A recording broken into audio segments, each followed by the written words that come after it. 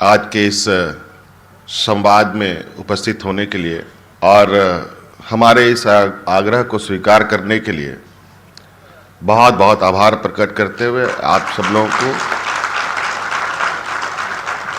नववर्ष की शुभकामनाएं देते हुए अपनी ओर से जोहार करता हूं। जैसे कि आप सब लोगों ने अपनी वक्ताओं में कहा कि ये एक ऐसा अवसर है जो मुझे लगता है कि झारखंड के इतिहास में ये पहली बार है और ये हमारे लिए बहुत सौभाग्य की बात है। और यहाँ बहुत सारे सीनियर लोग हैं और बहुत सारे हमसे जूनियर भी होंगे,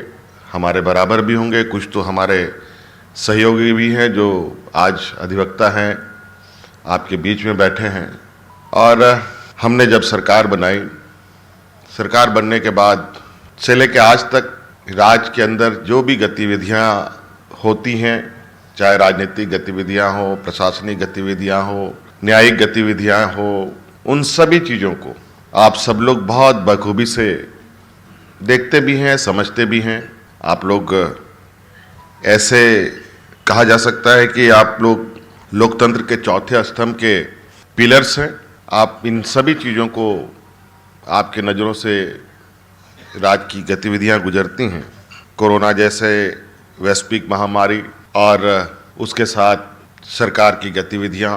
सरकार चलाने वालों की जिम्मेवारियां, इन सब चीज़ों का आप लोग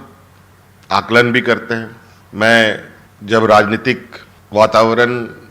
को जब पूरी तरीके से इसमें हम लोग आने लगे थे, सबसे पहले मैं राज्यसभा सांसद के रूप में चुना गया था और उस राज्यसभा सांसद में मैं सबसे कम उम्र का राज्यसभा सांसद था। जब मैं पहली बार सदन में गया तो वहाँ ऐसे ऐसे विद्वान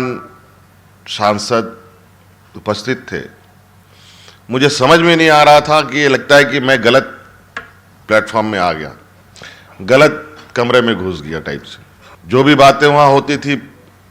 मुझे कुछ समझ में ही नहीं आता था। फिर आगे चल के मैं विधायक बना,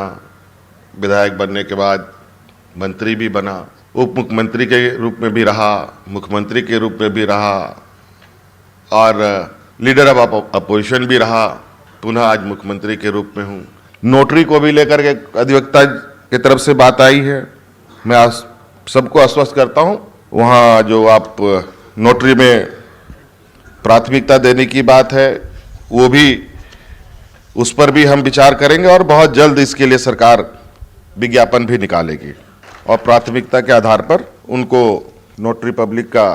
परमिशन भी दिया जाएगा। और साथ साथ में आप लोगों की लाइब्रेरी की भी बात है, आप लोगों के बैठने का जो वहाँ पर न्यायालयों में है, बहुत आप सब लोग अलग अलग तरीके से बातें रखेंगे तो बड़ा अजीब तरीके की चीज़ें आ जाएंगी। इसका एक स्टैंडर्ड मापदंड के साथ आने वाला समय में एक योजनाबद्ध तरीके से हर न्यायालय में वकीलों के लिए और महिला वकीलों के लिए बैठने की व्यवस्था, शौचालय की व्यवस्था, लाइब्रेरी की व्यवस्था, बिजली की व्यवस्था, सुसज्जित एक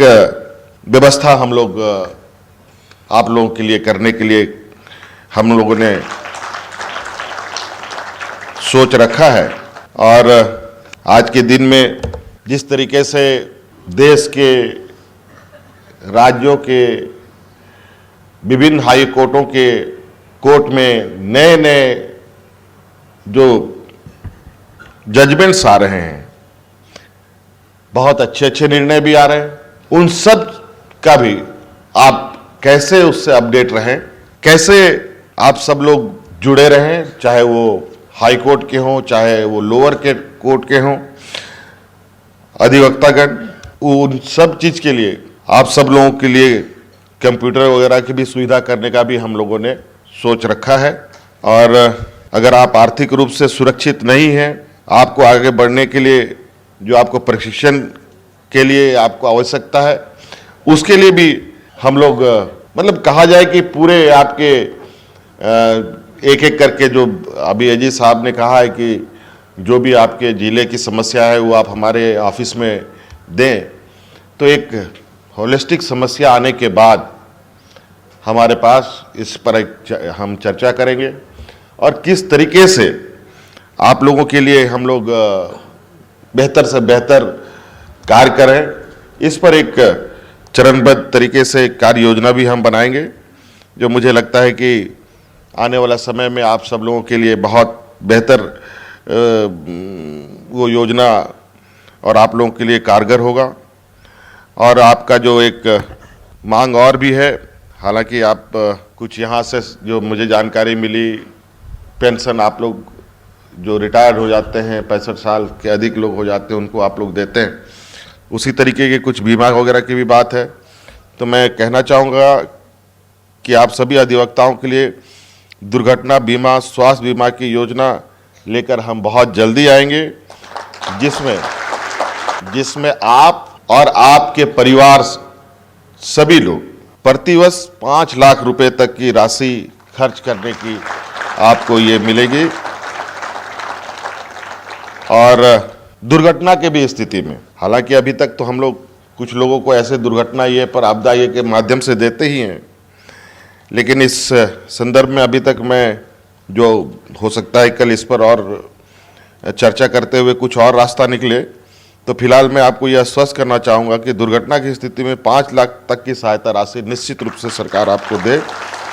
इस पर हम लोग काम करेंगे। और जो मुझे बताया गया है, यहाँ पर अधिवक्ता संघ कल्याण कोष से 65-60 से अधिक उम्र वाले को जो रिटायर हो जाते हैं उनको पेंशन दी जाती है। मैं इस मंच से घोषणा करना चाहूँगा कि जितनी पेंशन की राशि वेलफेयर ट्रस्ट के द्वारा प्रदान की जाती है, उसी के बराबर की राशि सरकार भी उस कोष में योगदान स्वरूप देने का काम करेगी।